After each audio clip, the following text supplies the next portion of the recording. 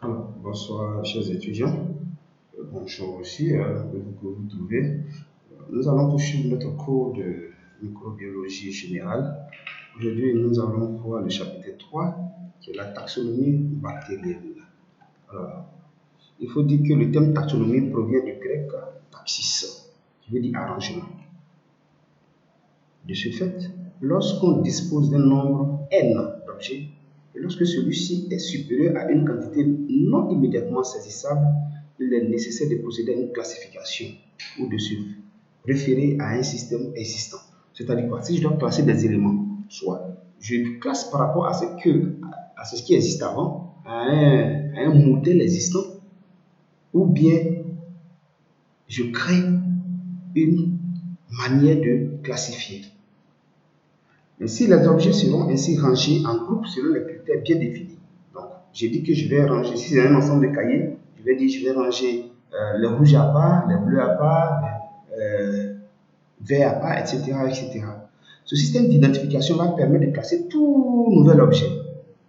On distingue la classification naturelle basée sur l'aspect extérieur ou morphologie. C'est cette classification qui est utilisée en paléontologie, c'est-à-dire l'étude de la stratigraphie des sols, c'est-à-dire les couches de sol. On distingue la classification bactérienne, ce qui va nous intéresser d'ailleurs. Ici, les critères morphologiques ne suffisent pas pour classer les bactéries, car la morphologie bactérienne est peu diversifiée. Pour revenir sur la morphologie, on a vu dans le cours précédent que la morphologie regroupe quoi? La forme et la taille, bien entendu.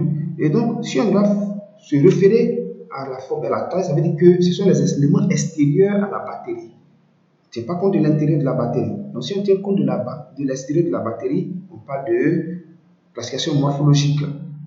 Les micro-organismes sont donc classés en taxons ou groupes sur la base de leurs relations phénotypiques ou phylogénétiques. Donc, ce qui précède, vu ce qui se précède, on va classifier et on va classer les micro-organismes en groupes soit basés sur les éléments extérieurs qu'on appelle relations phénotypiques ou phylogéniques. Phylogénique, c'est contient en fonction des éléments intérieurs. Donc, on va se baser sur les éléments extérieurs de la bactérie pour classer. Si je prends compte, je tiens compte de l'extérieur, on a les grammes plus, on a les grammes moins, on a les cocci, on a les bacilles. Ça, c'est phylogénétique et c'est phénotypique. Et on va tenir compte des relations phylogénétiques, c'est-à-dire à l'intérieur de la bactérie elle-même. Ainsi, les bactéries peuvent ainsi être classées selon la coloration des grammes. Les grammes plus, les grammes moins, la morphologie, les cocci, les bacilles, la capacité à sporuler, les sporulales et les asporulales, la température de croissance qu'on va voir un peu plus devant, les besoins nutritionnels un peu plus devant, le mode respiratoire qu'on a vu, les aérobies strictes, les anaérobies strictes, les aéro-anaérobies végétatifs, les micro-aérophiles, la capacité de photosynthèse, l'utilisation des différentes sources de carbone, c'est-à-dire le pourcentage du génome en G plus C. G qui est guanine, C qui est cytosine. Les bactéries peuvent être classées selon le caractère biochimique. Quand les bactéries sont classées suivant les caractères biochimiques, on parle de biotype ou biovar. Quand les bactéries sont classées en fonction des caractères génétiques, antigéniques, on parle de sérotype ou sérovar. Suivant les caractères pathogéniques, pathotype ou pathovar. Selon les caractères enzymatiques, on parle de zymotype ou zymovar. Et selon les caractères de sensibilité aux antibiotiques, on parle de antibiotypie. Quand il s'agit d'identifier les micro-organismes par rapport à l'ADN, on parle de ribotypie. Et la ribotypie, on peut parler au niveau de la ribotypie de l'hybridation ADN-ADN, c'est-à-dire on colle des ADN pour vérifier. On peut faire une hybridation ADN et ARN, ou on peut faire par séquençage de l'ADN ribosomique, c'est-à-dire on va regarder la composition en base de l'ADN ribosomique. Alors, d'où est-ce que l'idée de classification est née? La première classification date du 19e siècle, c'est-à-dire en 1877 par Müller. Mais c'est au 20e siècle, c'est-à-dire en 1923, on a pu procéder à la grande classification qui a été répertoriée dans un grand manuel dénommé Berger's Manual of Degenerative Bacteriology, mise à jour régulièrement. Si vous partez sur Internet, vous tapez ce nom, vous allez voir qu'on a classé toutes les bactéries à ce niveau-là. Les prokaryotes, à l'origine de la vie, sont décomposés en archéobactéries et en eubactéries. Donc, archéobactéries sont les premières bactéries et les eubactéries sont les vraies bactéries. Et en 1961, on a assisté à d'autres classifications faites par Prévost dans le traité de systématique bactérienne qui a pris en compte la classification des bactéries anaérobies. Et donc, à chaque fois, on va voir une évolution de la classification bactérienne. Alors, on va voir en grand 1 les bases et critères de classification. Et ces bases et critères reposent sur la taxonomie phénotypique, c'est-à-dire les caractères visibles, l'extérieur de la bactérie, et la taxonomie génotypique qui est liée au gène, à l'ADN. Donc, en ce qui concerne la taxonomie phénotypique, elle est basée sur les phénomènes observables, donc répond donc à des critères visibles. Donc, lorsque la bactérie se manifeste, les caractères visibles de la bactérie, c'est de ça dont on parle. C'est ce qu'on appelle les caractères phénotypiques. Et les critères de classification sont basés soit sur la morphologie, qui regroupe la forme de la bactérie. Si les bactéries peuvent être allongées, on a les bacilles. Les bactéries peuvent être sphériques, on a les cocci, ou les bactéries peuvent présenter une forme intermédiaire, c'est-à-dire la forme mi-allongée, mi-rond. C'est ce qu'on appelle la forme intermédiaire que nous avons l'habitude de nommer coco-bacille. Et donc la morphologie fait également appel à la taille, notamment chez les bacilles qui peuvent être courts ou allongés. La morphologie peut faire appel à la disposition aussi. On a les bactéries groupées par deux, les diplocoques, en chaînette ou en amas, ce qui est montré sur les schémas qui sont là. La présence des spores, elle permet de définir deux classes. Les bactéries possédant une spore, bactéries sporulées qui définissent la classe des sporulales, les bactéries ne possédant pas de spores, les bactéries asporulées qui définissent la classe des asporulales. Chez les bactéries sporulées, on procède à une classification en fonction de la forme et de la disposition de la spore. Ainsi, dans la classe des sporulales, on distingue les ordres suivants. Premier ordre, les bacillales qui présentent une spore centralement déformante. Deuxième ordre, les plectridiales qui présentent une forme terminale et déformante, une spore terminale et déformante. Troisième ordre, les clostridiales qui présentent une spore centrale et déformante. Quatrième ordre, les sporovibronales qui présentent une spore déformante et inversée. On peut utiliser la coloration. La coloration la plus utilisée est la coloration des grammes. Elle permet de déterminer deux groupes au sein des bactéries. Les bactéries gram positifs, donc gram plus, sont colorées en violet. Les bactéries gram négatifs qui sont colorées en rose ou en rouge. Selon le mode de production d'énergie, la production d'énergie chez les bactéries se fait soit par processus de photosynthèse, soit par métabolisme respiratoire ou fermentaire. Et donc, les bactéries qui vont utiliser le processus de photosynthèse, ce sont les bactéries du sol, les bactéries qui interviennent dans la photosynthèse de la plante. Donc, les autres bactéries peuvent utiliser le métabolisme respiratoire, c'est-à-dire avec la présence d'oxygène ou fermentaire en absence d'oxygène. Alors, les voies cataboliques. Au niveau du catabolisme des sucres, la dégradation peut se faire par voie fermentaire en absence d'oxygène ou par voie oxydative en présence d'oxygène. La voie fermentaire est peu énergétique, contrairement à la voie oxydative qui est très peu énergétique. Au niveau du catabolisme des acides aminés, les enzymes telles que les décarboxylases et les désaminases vont permettre de classer les bactéries. Alors, le développement en présence d'inhibiteurs. Certaines bactéries croissent en présence d'inhibiteurs. Les antibiotiques, les antiseptiques, les métaux lourds. Alors, cette propriété est mise à profit lors de la préparation des milieux de culture sélectifs. Alors, c'est quoi un inhibiteur? Un inhibiteur, c'est un agent qui va empêcher la croissance d'un micro-organisme au détriment d'un autre micro-organisme. Alors, le mode de vie, la plupart des bactéries peuvent vivre dans les milieux extracellulaires, mais certaines ne vivent qu'à l'intérieur des cellules. C'est le cas notamment des chlamydiés et des mycoplasmas, qui sont des agents responsables des infections sexuellement transmissibles. On peut faire la classification selon la mobilité. Certaines bactéries sont mobiles grâce à la présence de cils ou flagelles, d'autres se déplacent par glissement. On a le coefficient de similitude. On définit le coefficient de similitude en deux souches bactériennes comme étant le rapport du nombre de caractères positifs chez les deux bactéries sur la somme du nombre de caractères positifs et du nombre de caractères différents. La similitude J égale à, donc, le nombre de caractères positifs sur le nombre de caractères positifs plus le nombre de caractères négatifs. I et J sont les souches de bactéries à étudier. Elle a le nombre de caractères positifs entre les souches A et I et J. NB, le nombre de caractères différents entre les souches I et J. À partir de ce coefficient, on définit l'indice de distance. C'est-à-dire, est-ce que les deux sont proches ou bien les deux sont distants. Et donc, l'indice de distance ID égale à 1 moins la similitude. Donc, si l'indice de distance égale à 0, les souches sont semblables car S égale à 1. Donc, la similitude égale à 1. Mais lorsque l'indice de distance égale à 1, les souches sont différentes car donc, la similitude égale à 0.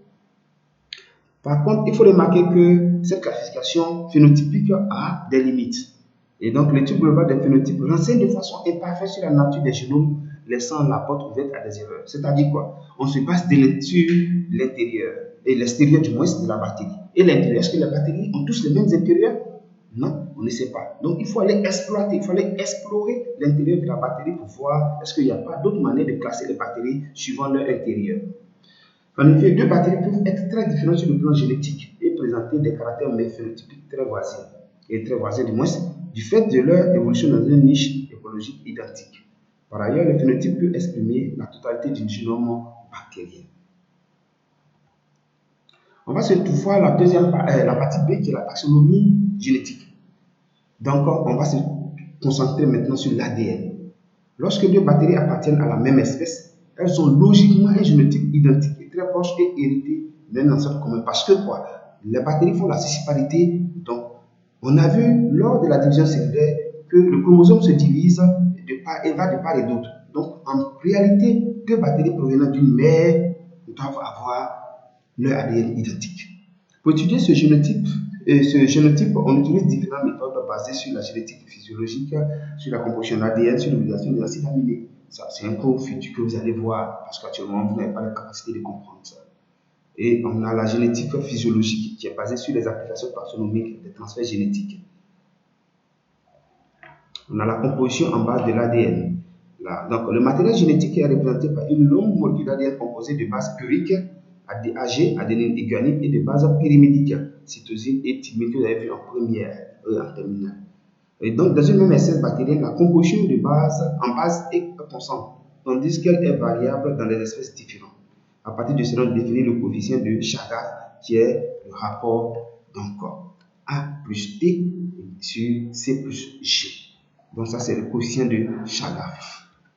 Alors, et donc, on peut l'exprimer encore en pourcentage ou GC%. Donc, GC% égale à C plus G sur C plus G plus A plus T. Et donc, sur tout, multiplié par 100. Voilà, donc, les bactéries de la famille des E. coli va varier. Ce coefficient de Chagas va varier de 50 à 52%. Pour Staphylococcus, 32 à 84%, 70 à 80% pour mycobactéries. En pratique, pour étudier la composition de l'ADN, on va déterminer la densité de celui-ci par des techniques de transcentrifugation en chlorure de sodium et par des techniques de température basées sur la technique d'éncapsulation que vous allez voir en classe supérieure. Et ainsi, on va voir la taxonomie moléculaire. La taxonomie moléculaire est basée sur l'étude de la mobilité électrophorétique du génome. Donc, ce sont des techniques un peu plus poussées qu'on va avoir dans les classes supérieures. L'étude des mécanismes de régulation enzymatique, l'étude des déterminants géniques. Pour ce faire, là, on va utiliser des réactions de précipitation au milieu géologique qui vont permettre d'étudier les protéines ou déterminants. Et donc, antigéniques présents sur la surface des bactéries à étudier. Quel est l'intérêt de la classification? Alors, le système de référence et d'identification. Ce système de référence permet d'identifier les embranchements, les sous-embranchements, les classes, les ordres, les familles, les tribus, les genres, les espèces, les sérotypes et les isotypes. À partir des caractères biochimiques, on a déjà vu, on définit des caractères spécifiques que nous avons déjà, sur lesquels nous avons déjà tablé. Et donc, quel est le but de la nomenclature bactérienne? La nomenclature, c'est quoi? C'est vrai, on va faire la taxonomie. La taxonomie, c'est de donner, c'est de classer. Maintenant, quand on a fini de classer, il faut donner un nom. Donc, la méthode de donner un nom, là, c'est ce qu'on appelle la nomenclature. Il y a nom dedans. Il est indispensable d'attribuer des noms aux taxons classés pour faciliter leur identification ou leur reconnaissance. Et donc, quel est le principe? On va voir la réglementation. L'attribution des noms aux taxons est réglementée par le Code international de nomenclature. Ici, on distingue deux catégories de noms. Les noms informels, dits vernaculaires, à sens restreint ou spécialisés, généralement exprimés en français. Ainsi, on parle de colibacées pour désigner l'espèce Escherichia coli. On a aussi Shigella salmonelle pour désigner les bactéries de Shigella et Salmonella. Donc, outre les noms vernaculaires, on a les noms scientifiques exprimés en latin. Ainsi, on parle de Escherichia coli, une espèce du genre Escherichia, appartenant à la famille des Enterobacteriaceae, Shigella, Salmonella, etc. Les noms scientifiques sont des noms latins reconnus par tous. Ils appartiennent à des catégories successives qui ont une position dans la hiérarchie de la classification appelée rang ou niveau taxonomique. Chaque catégorie du rang supérieur inclut nécessairement la catégorie du niveau inférieur. On va faire un exemple à ce niveau, vous allez voir. Les noms scientifiques sont réglementés par le Code international de nomenclature et figurent sur la liste des noms de bactéries approuvées. Le code et la liste des noms sont publiés sous l'égide du Comité international de bactériologie systématique, qui fait lui-même partie de l'Union internationale des associations des microbiologistes. Pour respecter les buts du code de nomenclature, les noms scientifiques doivent être stables, dépourvus de toute ambiguïté et nécessaire. Donc, une fois qu'on a donné le nom, ça doit être compréhensible par tous. On doit suivre des règles pour pouvoir donner les noms. Le premier nom donné à un taxon est considéré comme le nom correct. C'est le principe de priorité. Ce nom doit être publié dans la littérature scientifique avec suffisamment d'informations et ne doit plus être attribué à aucun autre taxon. Une fois qu'on t'a donné le nom, il ne faut pas le donner ailleurs. Ainsi, le comité international établit un document qui contient, à un moment donné, tous les noms de taxons reconnus et en usage courant. À partir de ce moment, chaque nouveau nom ne peut être valide et validement reconnu que s'il est publié dans le journal international de bactériologie systématique. Ça veut dire qu'il y a des noms là-bas. Si tu trouves ta bactérie, tu trouves une autre bactérie et que tu veux donner un nom, il faut aller fouiller là-bas. S'ils n'ont pas donné ce nom, tu peux lui donner ce nom. Description des taxons. La publication d'un nom pour un nouveau taxon doit faire l'objet d'une description qui en justifie l'existence et la validité et qui permet d'autres expérimentateurs de le comparer avec leur découverte. Cette description consiste en la présentation de tous les caractères bactériens. C'est-à-dire quoi? J'ai trouvé cette bactérie, je dois donner un nom. Il faudrait que le processus que tu as utilisé pour pouvoir donner ce nom-là, tu décrives. Pour ne pas que ce processus soit utilisé ailleurs et qu'il aboutit à un autre nom. Attribution des noms aux bactéries. Comment on fait pour attribuer le nom aux bactéries? Modalité. Les noms scientifiques sont donnés en latin et écrits en italique. Donc, si demain vous allez écrire que vous ne pouvez pas écrire en italique, vous écrivez et puis vous soulignez. Si c'est l'espèce, vous soulignez de deux traits, c'est-à-dire le genre et l'espèce de deux traits. Leur attribution obéit aux règles de la grammaire latine. Le nom d'espèce comprend deux parties. La première partie, le nom du genre, est un substantif affecté d'une lettre initiale majuscule. La seconde, l'épithète spécifique est écrit avec une lettre initiale minuscule. Le nom de l'espèce est donc binominal, c'est-à-dire deux. Quand on dit l'espèce, ça veut dire qu'il y a deux noms dedans. Celui d'une sous-espèce ou d'un sous-genre est trinominal. Exemple, je prends l'espèce Staphylococcus aureus. Staphylococcus est le genre. Staphylococcus aureus, c'est l'espèce. Donc, si je vous demande de me donner l'espèce Staphylococcus, n'écrivez pas simplement aureus. Non, c'est zéro. On écrit Staphylococcus aureus. Ça, c'est ça c'est l'espèce. Si on veut voir sous-espèce, Lactococcus latis latis est une sous-espèce du genre Lactococcus. Lactococcus latis, c'est l'espèce. Lactococcus latis latis, sous-espèce. Les suffixes des noms de taxons sont caractéristiques. Ainsi, les noms de famille sont généralement terminés par EAE. Les noms des ordres sont terminés par A. Le nom des gens terminés par IA, US, IOM, etc. Les noms de sérovares sont désignés par le nom d'espèce avec la formule antigénique. C'est l'exemple de Salmonella paratifi qui est là. Les critères de nomenclature et signification des noms. La nomenclature tient compte de plusieurs paramètres dont le nom du chercheur ayant isolé la souche pour la toute première fois, la région où le germe a été isolé, l'événement pendant lequel le germe s'est manifesté, le substrat préféré du germe. On peut également rappeler l'aspect du germe au microscope ou en milieu de culture et enfin la maladie dont le germe est responsable. Donc voilà des éléments sur lesquels on se base. Donc si toi tu as trouvé ta bactérie, ton germe, tu peux utiliser un élément dedans pour donner le nom du germe. Ainsi, Pasteur là désigne un genre isolé par Pasteur. Salmonella désigne un genre nommé en hommage à Salmon. Salmonella panama désigne la sous-espèce isolée pour la toute première fois au Panama. Il en est de même pour Salmonella kisangani qui a été découvert en Kisangani. Legionella, par exemple, désigne un genre ayant contaminé les légionnaires américains à l'occasion de leur congrès à Philadelphie en 1976. Lactococcus lactis désigne la sous-espèce de Streptococcus ou de Streptococcus isolé du lait. Staphylococcus aureus désigne une espèce bactérienne de cellules sphériques, c'est-à-dire rondes, disposées en forme de grappes de raisin observées au microscope et donnant sur gelose ordinaire des colonies dorées. Streptococcus désigne un genre de cellules disposées en chaînette et Mycobacterium tuberculosis désigne l'espèce bactérienne dont l'appareil végétatif rappelle celui des champignons et qui est responsable de la tuberculose humaine. Enterococcus fecalis désigne une espèce de Streptococcus isolé des matières fécales et Lactococcus désigne un genre de Streptococcus isolé du lait. Donc, en application de la taxonomie, on va voir l'exemple de Escherichia Staphylococcus. Alors, l'embranchement, il fait partie de l'embranchement des schizomycètes, sous-embranchement des Eubacteria, la classe des Asporulae, les ordres de Micrococcales, la famille des Micrococcacées, le genre Staphylococcus et l'espèce Staphylococcus aureus. Le diagnostic en bactériologie. La classification permet d'identifier toutes les bactéries isolées chez un malade au cours de pathologies diverses, au cours des maladies que la personne fait. C'est le cas des entérobactéries qui sont Bacillus moins mobiles ou immobiles, post-miliordinaires, oxydase moins, anaérobes facultatifs, dégradent le glucose par un mécanisme fermentatif et réduisent les nitrates en nitrites.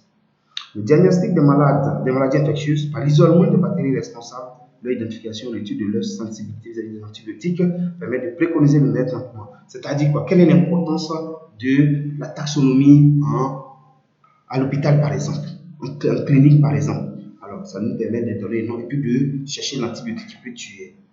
Alors, mesdames et messieurs, voilà, ainsi s'achève le chapitre 3 de notre première partie du cours. Je vous remercie et on se retrouve sur la plateforme pour d'éventuelles questions.